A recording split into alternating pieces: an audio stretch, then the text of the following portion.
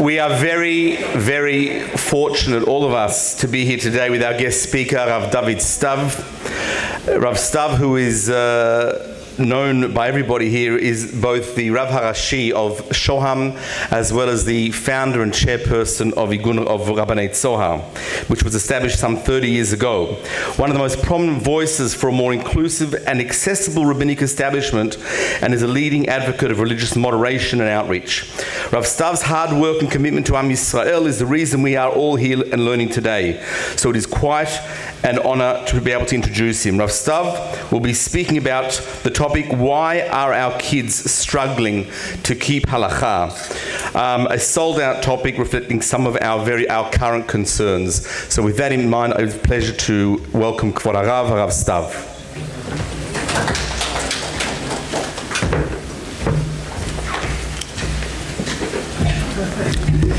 Shalom, good morning to everyone. Thank you so much for the very, very warm introduction.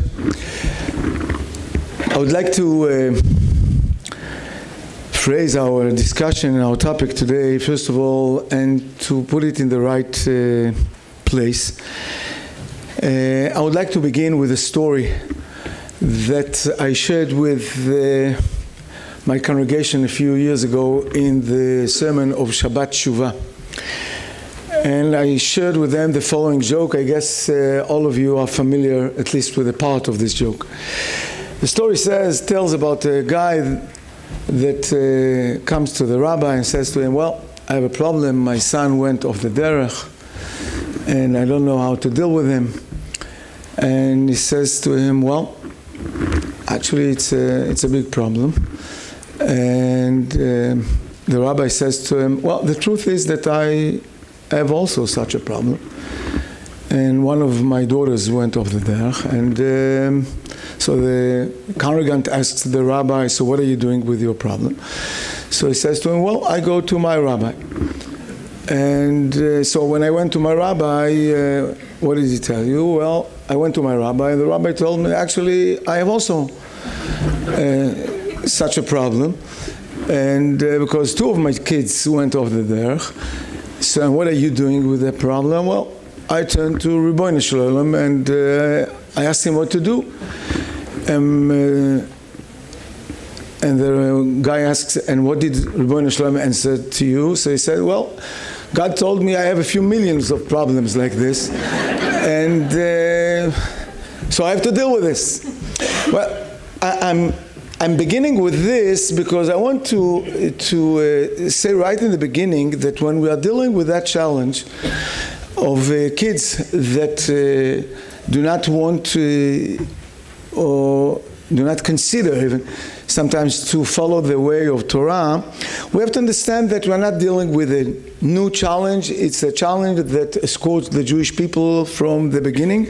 And actually it begins from Adam HaRishon, when he sinned right away after he was given one mitzvah. Just keep yourself from one type of fruit, and he couldn't hold himself, and he ate from that fruit.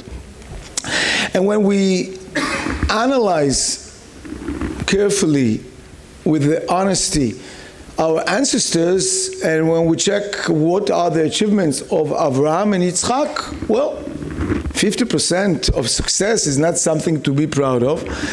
And if we talk about the percentage that remained in Mitzrayim after all the miracles that occurred, and according to our rabbis, we are talking about 20% that left Mitzrayim, meaning that 80% were left behind, meaning that they were assimilated in the Egyptian nation.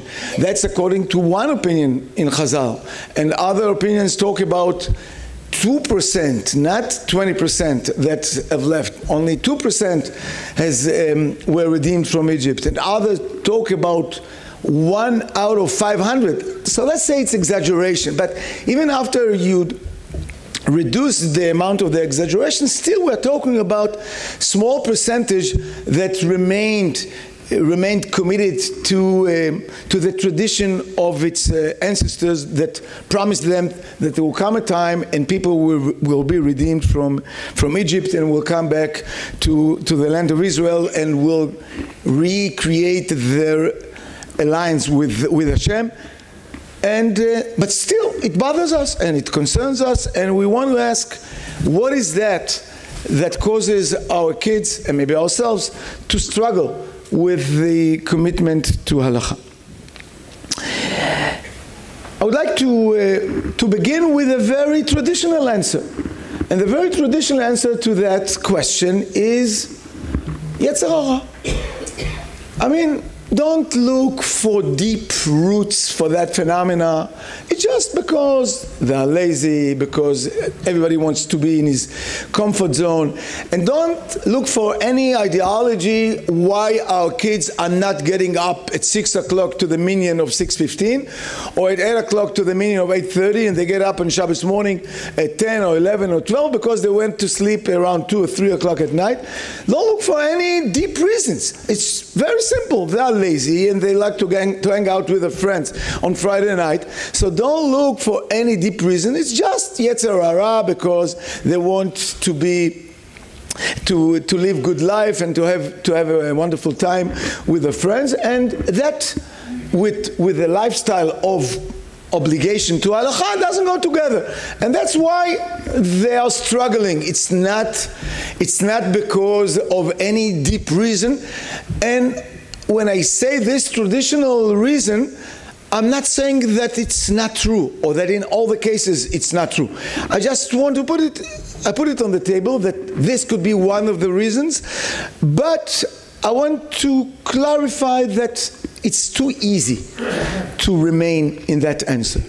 Because it's true that people look for a comfortable life and don't want to leave their zone of comfort. It's true.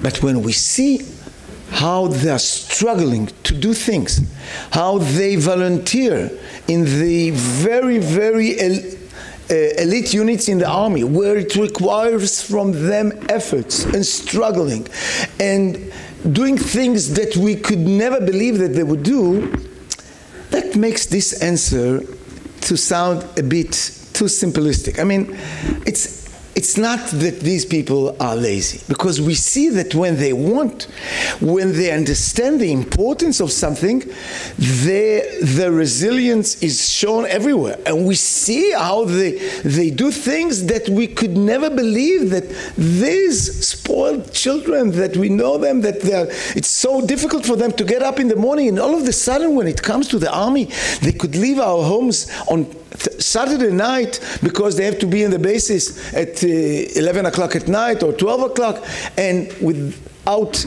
any hesitation they do the hardest things in the world.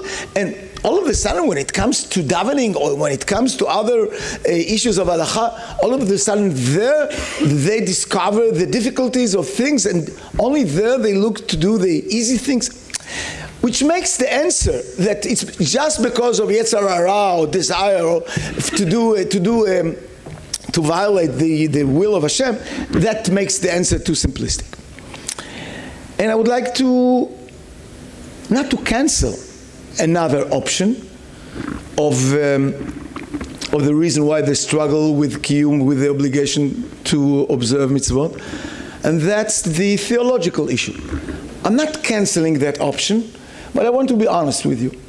I've seen, I don't want to say thousands, but I've spoken to hundreds of people that we define them as people that went off the derech, that were not from, were grown up in a religious society and have a religious background, and they became secular.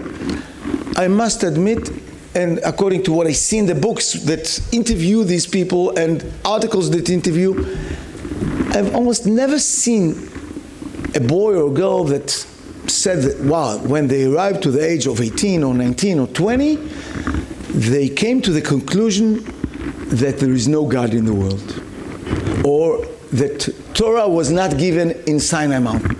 I'm not saying it doesn't exist, but in the edges. Most of the kids that do not feel themselves committed to Torah and mitzvot, it's not because of theological reasons, as I dare to say that it's not because of the Yetzer Hara that turns them to go off the derech. These are not the main issues that bother them. about the commitment to observe halacha. As a matter of fact, most of them, if you will ask them, they'll tell you that actually Judaism is a nice thing. And most probably they even would like the kids to have a kind of a Jewish or religious education. And many of them will tell you, well, it's not a yes or no question, black and white. It's more complicated.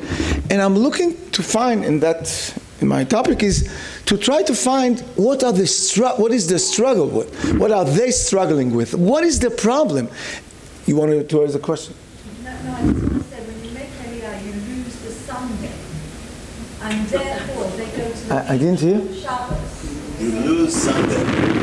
When you make Aliyah, you lose Sunday, and that is Oh, that's true, but I'm not talking only about Americans that are struggling with committing halacha. I'm not arguing with you, but you know what? I dare to say that in that aspect, the reasons for our kids that are struggling with halacha is not more found by the immigrants than by others. The struggling, the questions that they ask about being obligated to halacha, I think is quite similar to the Israelis. And these Israelis were never grown up on Sundays. Although I fully agree with you that Sunday is a problem, we have to do something about that. But that's a different issue. Okay. So if that's the case, what is that causes our kids to struggle with halacha?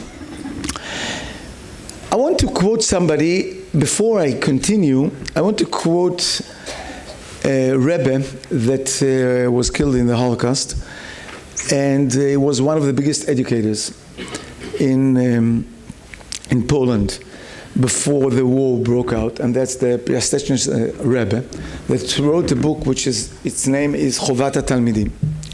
And he writes in his book, and when you read his introduction to his book, it looks like he writes it in 2025, but he wrote it most probably around 1935, 90 years ago. And he says the following: don't think you, the father, or you, the teacher, that you can coerce your kids to be observant. Don't think that the climate that you think that you were brought upon or you were growing with, that parents could dictate to their children what to do and how to do, that will work in this generation. Because this generation, each one of the kids feels that he knows much more than his father. By the way, by us, I know that it's true. I mean, at least I know. I'm not talking now about knowledge in Torah. That's one aspect. But we have to understand, and that's what he explains, the Piaseczny Rebbe. He says, in previous generations, when a kid grew up, who was his source for knowledge, for knowing what's happening in the world? Who brought the news to the home? Who brought the exposure to what's going on in the world? That's the father and mother. Basically the father, a bit mother, but most of it was coming from the father. Who was the source for the daughter to learn a job, a profession? Usually it was the mother. So the respect and the power that parents had upon their children was natural. The Torah also added kibud av va'em, but basically it was very natural.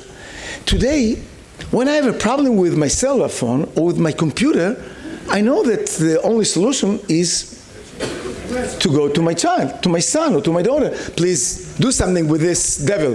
I mean, do something, because I don't know how to use it.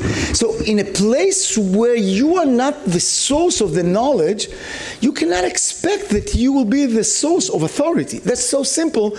But to hear this from the Piaseczny Rebbe 90 years ago, that gives you the proportion to understand that we live in a generation that to think that the problem or the solution or the source of the challenge of our children with commitment to Judaism is because maybe the parents were not tough enough. They did not dictate enough the need to observe mitzvot. Maybe I was supposed to wake my son not once but 10 times. No, that's not the solution. There is a very cute YouTube where Rav Steinman is asked by one of the educators, is asked by him, my son doesn't want to get up Shabbos morning. How should I treat him? And he says, in Yiddish it sounds much better, but I'm committed to English here. But I'll just quote it in Yiddish because it's very juicy what he says in Yiddish. So he says to him, wake him once, but now he says it in Yiddish, nudgim nicht. You know what it means, nudgim nicht? Don't be a nudnik. Don't bother him. He wants to sleep, let him sleep. Now, he's not suspected to be somebody that, Rav Steinman is not suspected to be somebody that doesn't care about the education of his children. But he understands that in this generation, that's not the way. So you cannot, it's not a question of dictating the kids what lifestyle they should adopt. So what bothers them? What is the main issue that causes our kids to challenge with a commitment to Torah mitzvot? And I would like to raise two issues. The first issue is the issue of what makes people lucky, happy, joyful in their life. We want to be happy people. We want to be people that will have good time. Well, good time not in the level of something which is very artificial, something which is very external, something that will give us meaning to what we are doing in life. People want to feel that what they are doing adds to the meaning of their life. They want to have good and meaningful life. And people don't feel that Torah and mitzvot are necessarily the solution for that. Especially in details of halakha, but not only in the details, but even generally speaking in the lifestyle of the religious community. Is that a guarantee? The fact that I will be committed to tefillah and to brachot and to other halachot, will that make me a happier person in my life? And the second issue, which is connected to the first one, but it's not exactly the same, is the halakha, is committing halakha, is observant behavior. Does it promise that I will be a better person, a moral person, versus the secular guy that is next to me? Does the fact that I'm getting up to the davening every morning, does that guarantee that I'm a better person than my friend that does not get up to the tefillah and is serving in the same unit? Could I say to myself that my lifestyle as a dati person makes me a better person than the lifestyle of my friend that I meet him in the university, that I meet him in my neighborhood, if I live in a mixed neighborhood like Shoham, or when I go to the army. And all of our children will meet wonderful secular boys and girls in the army and in other places, and they will meet people that are very moral, very frank. Some of them, many of them, volunteer to the best elite units in the army. Many of them want to serve the country in different ways and are very good people. Can I say that those who are dati people in the army are there volunteering more than those who are not, or are not religious people? Well, sometimes the answer is yes. Sometimes, and many times, especially in the good units, in the elite units, the answer is no. I will see many people that are secular and their lifestyle is very moral. And then I will ask myself the following questions. Does the fact that I am observant, does it make me happier? Does it make me more moral than my friend, than my colleague in the army or in other places? And if the answer to that is no, or not necessarily, the answer is not necessarily yes, so then, lama ze anochi? So why then to struggle?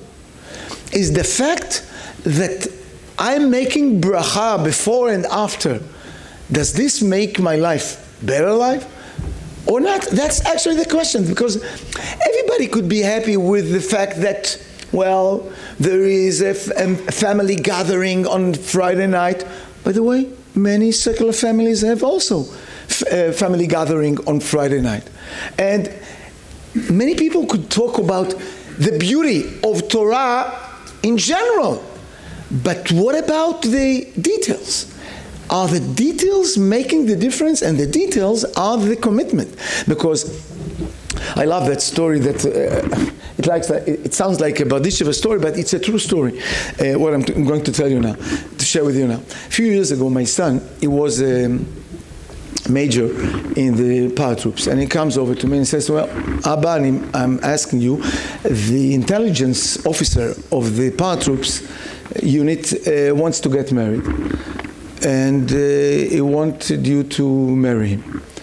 So could you do that? So I said, Bevakasha. So he says to me, my son, okay, thank you. Please, he's not dati. Abba, I'm telling you, he's not dati. In Hebrew, it sounds better. Al tachpor lo. Meaning, don't nudge in Hebrew. Don't dig. Don't dig. He's not dati. Don't try to talk to him. Don't try to convince him for something more than making the Jewish wedding. He wants to get married, and that's all. So I said to him, okay, Beseder Gamur, you know, in the 5th commandment, it's written, Kabed et bincha v'et bitcha, and I have to follow what he's telling me to do, and okay. He's coming, this guy.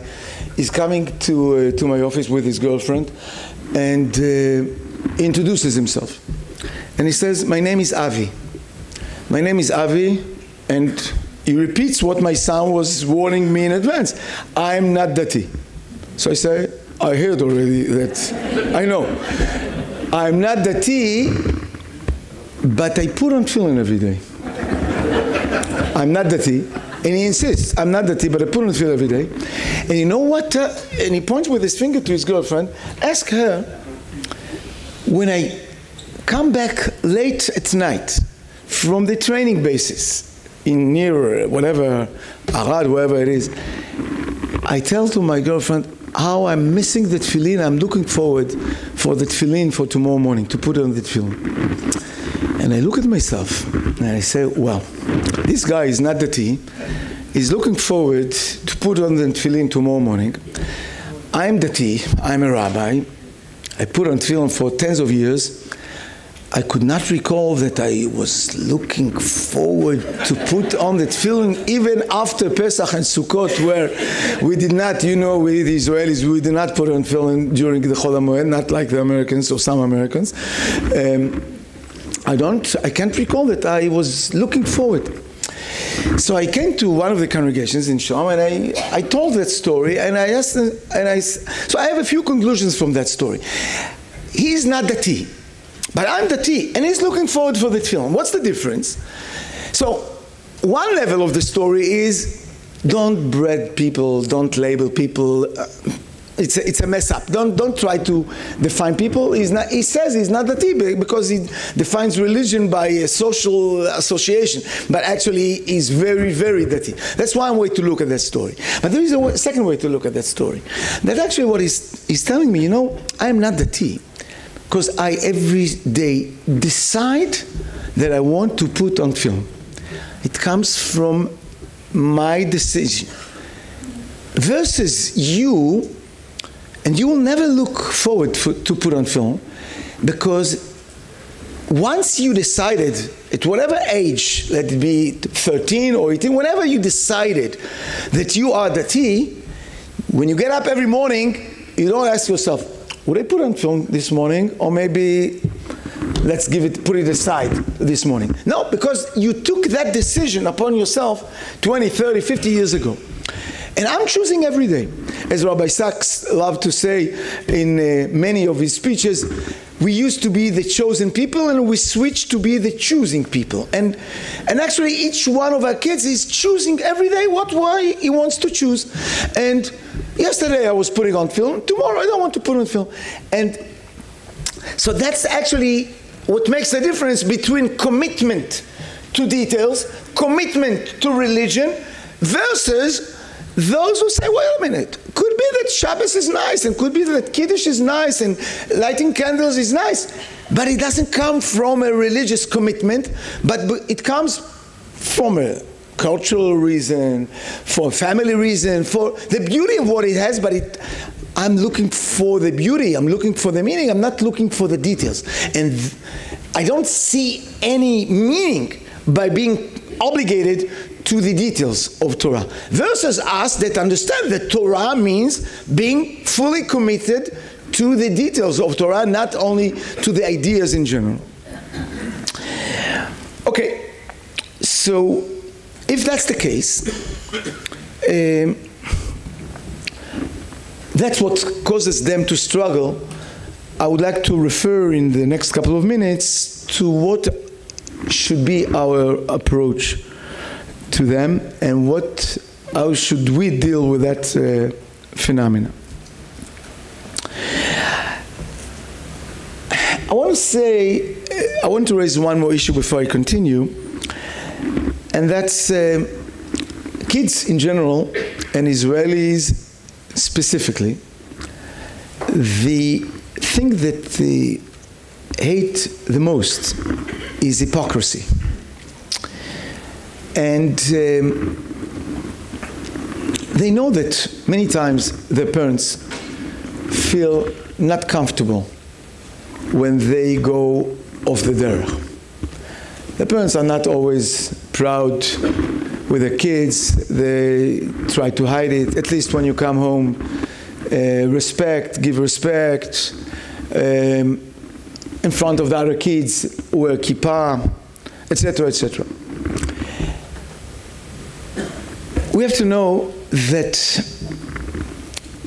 if we're talking about starting dealing with these challenges, the main thing should be, in the beginning, that we understand and we respect every decision that our kids take upon themselves.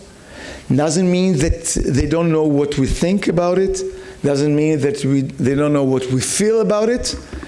But they are grown-ups and they have the right to decide whatever they want. And we accept them as they are. And we are not ashamed, we are not embarrassed. These are our kids, and we are committed for unconditional love to them and respect to their decisions. In one of these YouTubes that you could watch them in the website, you could watch a second video, a second YouTube, that Rav Edelstein was asked the following question. A father was asking Rav Edelstein, my daughter wants to go shopping. And when she'll go shopping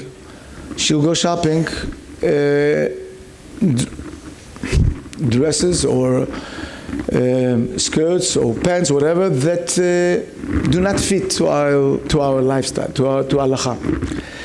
And my question is, should my wife go and buy with her the clothing she wants to buy? And with no hesitation, Rav Steinman says to him, of course, not only she will buy, she'll go shopping with her, she will pay for that.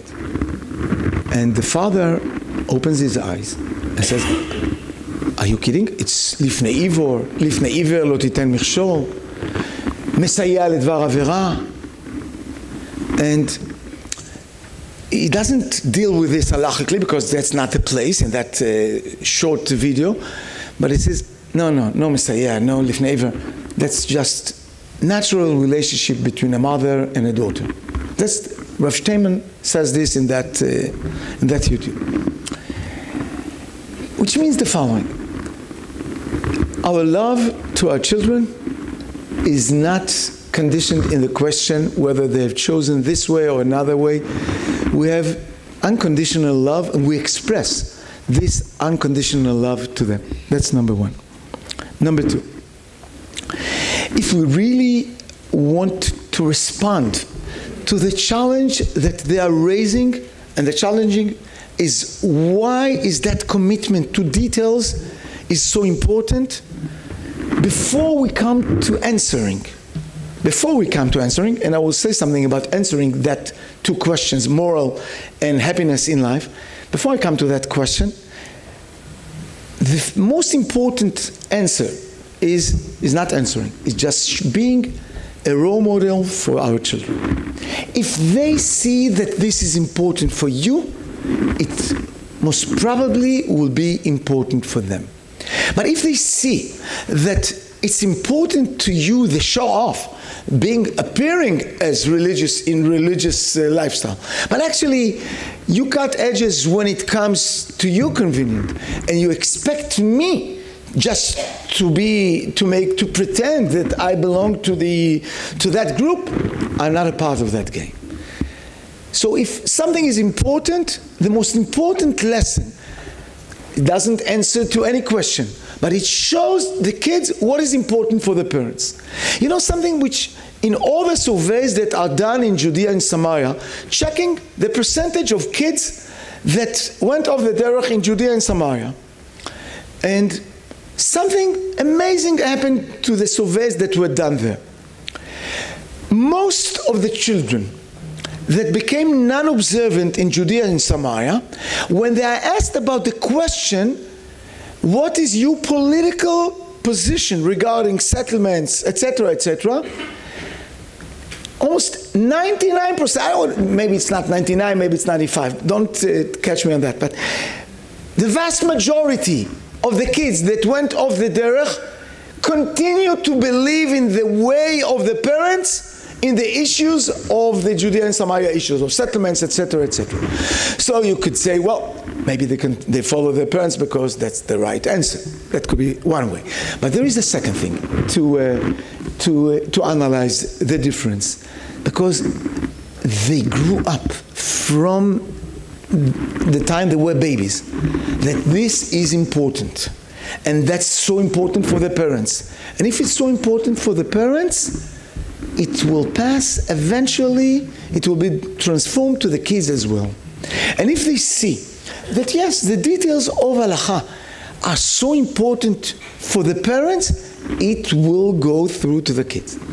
Doesn't mean chas v'chalila. I don't mean to say that chas v'chalila, if there are people that go off the derech, means that it was not important for the parents. I'm not saying this chas v'chalila, because for Ribono Shel Olam, I go back to the joke in the beginning. For Ribono Shel Olam, it's very important that we will observe mitzvot, and for Avraham Avinu and Yitzchak, it was very important that the kids will follow the way, as the Torah says, Ki da'ati v'ayno Avraham asher yitzaveh et banav et beito acharav v'shamru derech Hashem. I know Avraham because I know he's committed to educate his kids. So I'm not suspecting that Avraham did not care about the education of Ishmael, not at all. But I'm just saying, that's the first lesson. To respond to the commitment of details, that's the way I grew. It's important because I see how it's important for the kids. But now I want to come to I want to add to that issue one more detail. My wife is teaching Kala classes for brides before the wedding. She's teaching for secular, and she's teaching for observant people. And one of the, I think, the most exciting moments when the bride, she speaks a lot about relationship between a man and his wife, etc., etc. And one of the most exciting moments, sometimes for the good, sometimes for the bad, one of the most exciting moments is to see the bride, doesn't matter if she's secular or observant, telling her, I want to follow the relationship of my parents. I see how they live in such harmony, despite differences and despite nuances. I want my life to look like them. Or exactly the opposite. Well, I know what I don't want my life to look like. I know how my parents, I don't want my life to look like that. I'm using that story, that example, to say our kids look at us all the time, 24/7. And just as they judge us by the way we treat each other, the man and his wife, the same way they judge us in the way of our being observant in our lifestyle, in the religious lifestyle. Now I want to come to the elephant in the room. What do I have to say, or what can I say about the question that bothers many of our children? Does religious life guarantee to be more happy and to be more moral? And first of all, I want to say, there are no guarantees in the world at all. But does it intend to make our life happier or more moral? The answer is absolutely yes, without question mark. And now I want to refer to this. People think that Torah, or the reward of Torah, is in the next world. Well, we have to follow, to obey to what Hashem has commanded us in Sinai, and the reward will be after 120. That's not the approach of Torah. When we follow Torah, we just begin this week to read the book of Devarim, and we will see. If we follow, sometimes the speech is so long and we're getting bored, but actually, if we will just follow the number of times, not from this week's portion, from next week's portion. Vayet Hanan, following by Ekev, and Re'eh, and other portions, almost in every portion. Moshe Rabbeinu promises not reward in the next world. He says, Leman yitav lach. We are talking about quality of life in this world. We are not talking about reward in the next world. The next world doesn't exist in the Torah. It exists in the world of our sages. I'm not chas v'chalila denying its existence, but in the Torah, it doesn't mention. And there is a purpose why it's not mentioned, because the Torah wants to guarantee a better quality life. Quality just to make life happier. Yes, that's what we are talking about. And it doesn't mean that there are not difficulties in observing halachot. But difficulties doesn't mean that that we don't want to promise and that we do not, yes, guarantee that under certain circumstances, yes, we're talking about a happy life. And when we're talking about moral values, yes, we're talking about moral values. And Rabbi Sachs, and I want to refer to two, I apologize that I don't have to tell here about Rabbi Sachs, but I want to quote two quotations of Rabbi Sachs that he refers to these issues. When Rabbi Sachs asks, does it mean that can we say loudly, and Rabbi Sachs is is trying to be politically correct and to get along with everybody in England and not to disturb nobody from being, God forbid, racist or to have a kind of, to be arrogant to others. And he says very clearly, yes, a community that is committed to religious values, whatever it's Torah or other religions, a community that is committed to religious values, yes, the percentage of volunteering, the percentage of kindness, the percentage of doing things just because we are part of a community that is defined by its will or its intention or by the definition of existence, that yes, we are committed to be good to ourselves and to others as well. The Torah defines ourselves, the Jewish people, as the source of blessing to us, v'nivrechu becha kol mishpechot ha'adama, and the source of blessing to the rest of the world. Yes, that's what we are committed for. And when Rabbi Sachs is asked in one of these speeches, could you explain, a modern guy in Harvard or in Princeton, why should we stick to the Jewish tradition or to the Jewish nation? We live in a global world. Why couldn't we marry out with a wonderful woman that is Christian or Muslim and she's committed to the same same values? And he answers the very, very simple answer. We could not make any impact if we do not create a family that is based and committed to these values. It doesn't mean that every member of the family will be moral. It's true. You will find Dati and Haredi and people that could thieve and could be, God forbid, murderers and could not go to the army. Yes, you will find different people that do not follow moral values. It's true. The Torah, as by definition, is trying to create a framework that, or infrastructure that will allow or will enable us to fulfill these missions. You know, in the way to this conference today, I'm listening almost every morning, a few minutes, to the two people that one of them will be here today, Kalman Lipskind and Asaf Lieberman. And they were talking 2 minutes about, they described because of the storm in Hawaii, they were talking about things that happen and you don't, and you cannot expect them. So Lieberman, the secular guy, says to Kalman, can't you talk to the one that is responsible for all these things and to tell him to at least to tell us in advance what threats should we expect for the next couple of days? And he says, so Kalman answers him, well, I'll talk to him in Mincha. So he says to him, why can't you talk to him now? And he says, look, I finished Shachrit already at 6 o'clock. And you cannot talk to him in between? And he says, of course I could talk, but we did that. People usually, we are doing things in order. And there is an order to everything. So we talk to him at Shachrit, Mincha, and Ma'ariv. And then he says, that's coming to my point.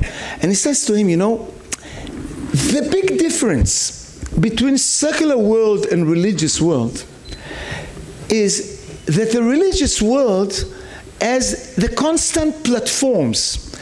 It sometimes makes a lot of problems because you do not want to daven now at 6 o'clock or 7 o'clock because you just want to sleep, and or you don't have nothing to daven for. But the fact that you get up and you know that you have to daven at 7 o'clock, that puts you in order, that it makes your life organized. Versus us, that even if we wanted to talk, and sometimes we would want to talk to him, but we're not used to it. We don't have the platforms. Mora Lebaron, one of the leaders of the left-wing Meretz party, said once, "Ratziti להתפלל ולא ידעתי איך." I wanted to daven, but I didn't know how. So sometimes it's true, and our kids are right, that sometimes all the details make us so mechanic and so technical, and that causes us to feel that we're davening, but we don't have nothing to daven for. I remember one of the rabbis of Zohar tells me one day, he told me the following story. He goes with his son to Meron, to the kever of Rashbi. So he davens there. They were in the vacation in the north, and they come to daven mincha in the kever of Rabbi Shimon Bar Yochai. So they daven mincha, and the father says to his son, "You know what? Let's make mincha mariv together because we will not have a minyan afterwards." So the son says to him, "No, I don't want to daven mariv now." So he says to him, "Why not?" So he says to him, "I've davened mincha. I have nothing else to ask for now. Let's wait a few hours." And the father caught himself. Wait a minute, what's going on? I think about davening to mark a V. You know, the people that daven in Simchas Torah and Rosh Hashanah, Shachrit, Musaf, the davening was not long enough. Let's make a package deal with Mincha, and so we'll be able to have it longer. And this guy says, no, I don't want to have a Mincha now. I just finished. I spent 5 hours of davening. Give me a rest. Allow me to breathe a bit. And now when I'll daven mincha, I will feel that it makes a difference, that it's meaningful.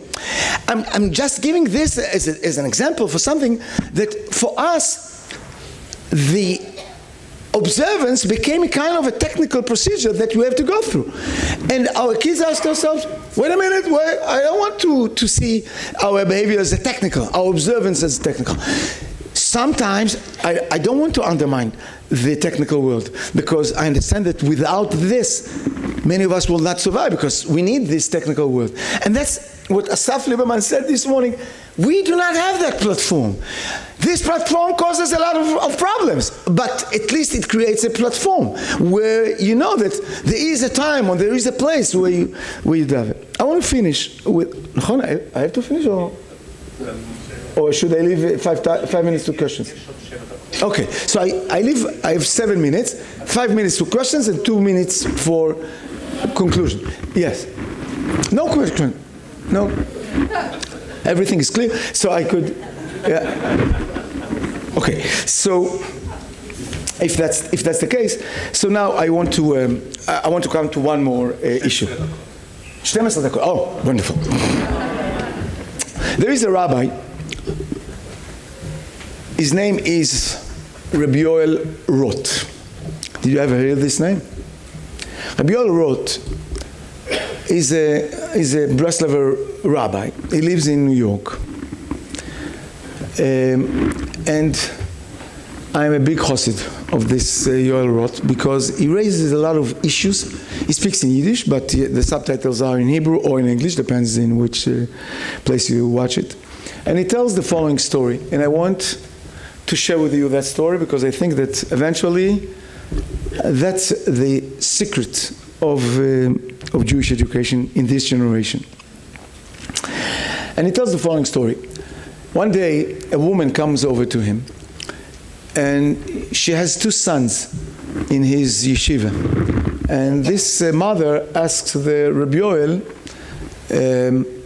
could you tell me what's their situation in Yirat Shamayim, in Torah mitzvot, how are they behaving themselves, etc., etc. And Rabbi Yoel says to her, well, the truth is that I wanted to call you because I've never seen such 2 kids with such love to Torah and mitzvot and Shabbat, which I cannot tell about myself. And I wanted to ask, what is the secret of that family that raised such 2 children with such love to Torah and mitzvot? And she tells him, you want to know the truth? And he says, yes, of course. I'm asking, I wanted to know the truth. So first of all, I want you to know these 2 children, just as you see them now, they are goyim. They are not Jews. And I want to, I'm a convert. And I wanted to convert it, and I want to convert them to Judaism. So I converted them when they were children, but they have to decide, when they arrive to the age of 13, they have to decide whether they want to remain Jews or not. And what concerns me the most is the question whether they will stay Jewish or not. That's the question that bothers me 24/7. And I said to myself, I have to guarantee that these 2 kids would want to be Jewish when they arrive to the age of 13, when they will arrive to the age where they have to choose whether they want to be Jewish or not. So I said to myself, I have to make Judaism the most beloved thing for my 2 children. So he asks her, so what did you do? I understand the answer, but what did you do? So she says the following, look, whenever they want to buy a candy or something sweet or a toy or whatever, I try to, if I have the ability, I buy it for them, the candies, the cake, whatever. But I always tell them, look, we will eat from that, we will play with that on Shabbat. On Shabbat. Why on Shabbat? Because Shabbat is the beloved day. Shabbat is the source of the blessing. Shabbat is the source of everything good that we do. And so they fell in love in Shabbat. And because they understand that Shabbat is actually the secret of that family. And that's the reason why they love Shabbat. Not because of the sanctity of Shabbat, not because Hashem commanded to observe Shabbat, but because that's the source of all the sweetness in this world, Shabbat. Now, I want to, and he says, this Rabbi Yoel concludes his short sermon. It's every video is 2 or 3 minutes. He concludes it and he said, well, I understand that why I'm jealous at her, because she created a climate in her home that actually Shabbat became the source of the bliss. Now, sometimes we think that the source of the bliss stands in high theological issues that have to be conveyed or transformed to the kids. And sometimes what actually this woman tells us that when you show your children that you really love it and it's really a source of blessing, and you convey it in a frank and honest way, an attractive way, the message is delivered. I want to add one more thing, and that by this I will conclude. It doesn't mean throughout this topic I was discussing in a way that actually almost has forgotten, but purposely almost forgotten, the commitment that we as Jewish people have committed to Hashem almost 3,500 years ago. And I don't think that the alliance between us and Hashem should not be a part of the story. But the question is where you put it, in what place, and in what way we present His presence, its presence. And now I want to refer to it. Of course, we were commanded. And we want to understand what does it mean that Hashem commanded us 3,500 years ago to be His nation. What is the content of that alliance between us, that covenant between us and Hashem? It has to come from the understanding that Hashem has chosen us because He has a mission, and we have a mission in this world. And this mission is to be a source of moral values in this world, that we have a mission, that we have a mission in this world, that we have to be a nation, Mamlechet Kohanim Vegoy Kadosh, a kingdom of priests, sanctified nation, and that this nation carries on its shoulders these values. And the fact that we struggle so much with these values does not mean that if somebody is lost in his way, he stops to be a part of that story. This story will escort him whether he follows the way, whether he doesn't follow the way. But we are a part of a story. And we say in Hebrew, there is an expression, Ma hasipur shelcha? What's your story? As Rabbi Sachs loves to say, every nation, every human being should have his story. And he should ask himself, what is your story? And when I try to deliver that message to my family, that each one of us will ask himself, what is our story? What is your story? What does your story begin from? You can have a problem with that detail, with another detail. We'll have to take care of that question. Why are details important in Jewish life? But eventually, when we want to understand what connects us to Judaism, we will have to ask ourselves in which story you frame yourself.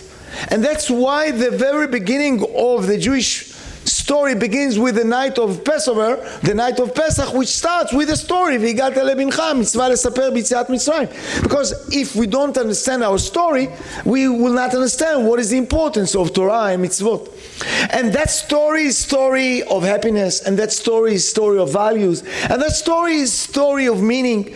It's true that in the details we will have problems. It's true that there will be people that will feel themselves a part of the story and will not behave themselves. But the question whether you want to belong to the story is coming before the question, how do you deal with that detail and with another detail? First and foremost, what is the story of us? Now, I want to add one more sentence because I think that I didn't talk about it at all this year because I mentioned it last year. I know that people that came from America or from other places sometimes struggle even more than the regular Israelis about these questions. And sometimes they feel that maybe they've taken the wrong decision. Because maybe their friends in the States or in other places, they finished their high schools and the religious education and they remained frum. And here, when they arrived to Israel, some of the children went off the derech and they asked themselves, maybe it's connected to the fact that we came to Israel. And sometimes it could be connected because they arrived when they were adults and they didn't find themselves, and sometimes because of other reasons of difficulties of aliyah, as Rabbi Billet and Rochi were mentioning before, the difficulties of aliyah that causes a lot of challenges, educational as well. First of all, I want you to know, versus those who stay in Chutz La'aretz, overseas, the fact that you have taken the decision to make Aliyah, first and foremost, is deciding that we want to be a part of the story. The story of the Jewish people will continue and will sustain here. The story of Chutz La'aretz is almost gone. The question, another few years, well, a few islands of Jewish national parks will remain some places, but basically the story is gone. And we know that. To decide to be a part of the Jewish people here in Israel, meaning that I've taken the decision to be a part of the long distance story of the Jewish people. The fact that sometimes our kids will find themselves with difficulties should never put us in despair. The fact that they find details of halakha not relevant for them, not moral, or whatever, all the things that I mentioned before, should not put us in depression, chas v'chalila, in atzvut, in sadness. First of all, they are still committed to the Jewish people. They are still committed to the Jewish state. They are still committed to the IDF. We will see, Be'ezrat Hashem, that their kids, sometimes they themselves, when they get married, sometimes when they will send their kids to education, they would want to come back. And as the Prophet has promised us, Betzion tiyeh pleta, vaya nishar betzion yeh lepleta. Whoever will be here will be the remaining part of the Jewish continuity. Here, the story will be told. Be'ezrat Hashem, b'atzlacha.